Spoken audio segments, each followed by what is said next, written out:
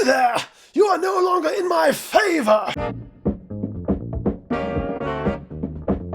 Greetings, Earthlings and Fragcommies. My name is Luke, I am Poe, and you're at the channel called Luke is Poe. Before we dive in, I would like to thank Brandon over at DaVinci's Alchemyst. He tagged me in this. If you guys like this sort of absurd comedy and fragrance reviewing, I think you're really going to like his channel too. Go check it out. His link will be in the description. Today we are talking about a fragrance that I have both a love and a hate relationship with. Let's take us back to the early 2010s. Is there a name for those yet? Are we calling them the 10s? Ralph Lauren came out with the Big Pony series. Not only did they do this with fragrances, but they also did it with their clothing too. Like, I'm sure we've all seen the clothes with like the little pony right here. But the ponies were big, hence the name Big Pony. Because Tony, who came up with Big Pony, making the big dollars in the marketing department. I got this cologne as a gift. This is Big Pony number 3, and it is a perfectly fine cologne or fragrance to get as a gift, which in Fragcomm speak, it sucks. It consists of 2 notes, ginger and mint. Longevity, terrible.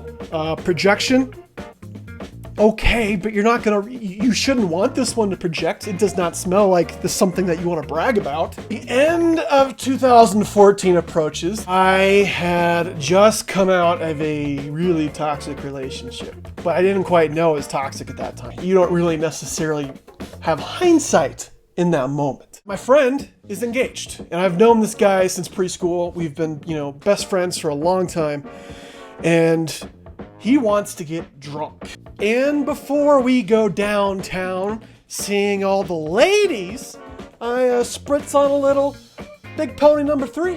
Why not? Let's do this thing. And we do shots. And we drink beers. Get mixed drinks. We do some more shots, more beers. Said buddy, who was engaged, starts yakking in the bush outside of a bar. I'm pretty sure my credit card was no longer going through, and so I was arguing with the bartender about how it should be going through, because this is America and I'm American. So we all decide this is a good time to leave. That's not where the story ends.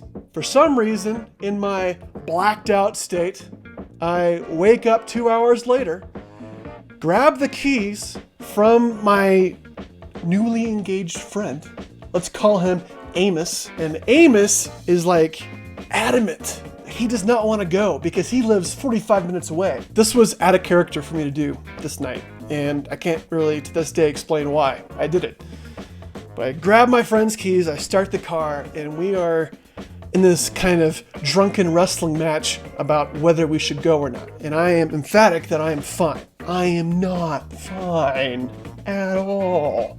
There is hardly any gas in the tank, and I don't have any money. I asked my buddy for money, and I bought 3 hot dogs and like a chocolate milkshake, and used the rest on gas. No sooner do I pull onto the road, those red and blue lights start flashing. I pull into a strip club, not because I wanted to go there, but because that was really the only place it could turn into.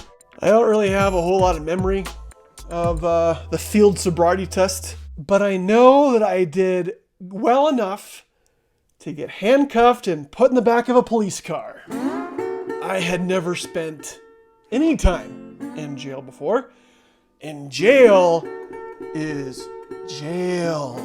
All there was around me was like this concrete slab of a bench that kind of just surrounded this 12 by 12 foot room with like 30 or 40 guys in it. And in the middle of the room, the focal point of the decorating is a stainless steel toilet that doesn't flush. So I'm sitting there evaluating my life next to Bob the Tweaker and Larry the drunk face that told me he used to play college hockey. I sat there pissed off at myself wearing Big Pony number 3.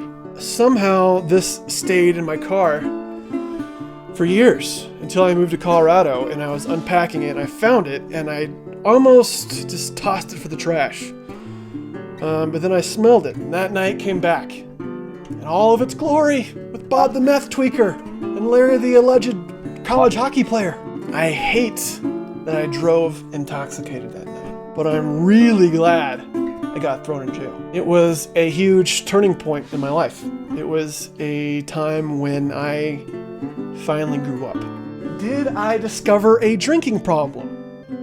Yes. I wouldn't say that I was the type that needed to drink every day, but I was definitely the type, if I was in a certain mindset, once I started drinking, I just wouldn't stop until I was blacked out. I started going to therapy, kind of got that under control, understood what were some of the problem areas in my life that were kind of bubbling up and why I was self-medicating with that, and learned better coping mechanisms. And that is why Big Pony number 3 is my love and my hate.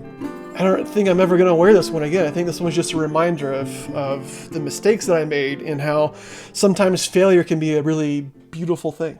That is going to wrap it up for me today, Frag Commies. I would like to tag Hillary over at the BurrEAU and Mo at Scented Engineer. Both are putting out some great content. They know way more about fragrances than I do. I learn a lot when I watch their reviews. So thank you for what you guys are doing for the Fragcomm community. If you like this sort of stuff, this storytelling and humor and absurdities, hit the old thumbs up, hit subscribe, or the bell, or don't. I'm just glad I'm not in jail tonight, people. Seriously, not fun. Stayed up the whole time.